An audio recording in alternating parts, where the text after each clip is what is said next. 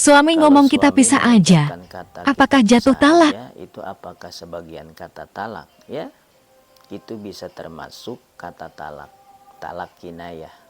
Karena perlu diketahui bahwa sigat talak itu ada dua. Ada sigat talak sorry, jelas. Ada sigat talak kinayah, sindiran. Kalau sigat talak sorry, misalnya ada suami ngomong sama istrinya, anti tolikun. Itu bahasa Arab. Kalau bahasa Indonesianya, kamu saya talak, kamu saya cerai. Maka detik itu juga jatuh talak. Detik itu juga istrinya jadi janda. Langsung hitung tuh masa idahnya mulai saat itu. Karena dia sudah jadi janda. Suaminya sudah mentalak dia. Itu contoh sigat talak sorry. Dan ada juga sigat talak kinayah, sindiran.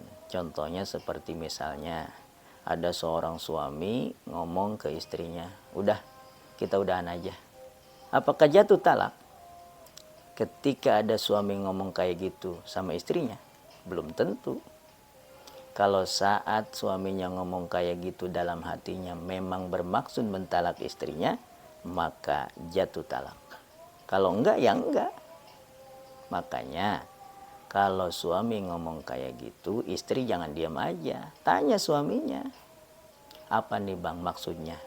Abang ngomong kita udahan aja. Apa maksudnya? Saya ditalak, saya dicerai. Kalau kata suaminya, iya, maka detik itu juga jatuh talak. Detik itu juga istrinya jadi janda.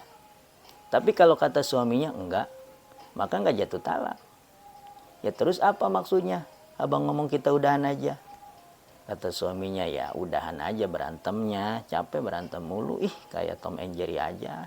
Ya kan bisa aja. Maksud udahan itu udahan berantemnya dan sebagainya. Atau misalnya juga seperti pertanyaan di atas. Ada suami ngomong sama istrinya, udah kita pisah aja. Apakah jatuh talak? Belum tentu. Kalau waktu suaminya ngomong kayak gitu dalam hatinya memang bermaksud mentalak istrinya, maka jatuh talak. Kalau enggak, ya enggak jatuh talak. Makanya kalau suami ngomong kayak gitu, istri jangan diam aja. Tanya suaminya, apa nih bang maksudnya?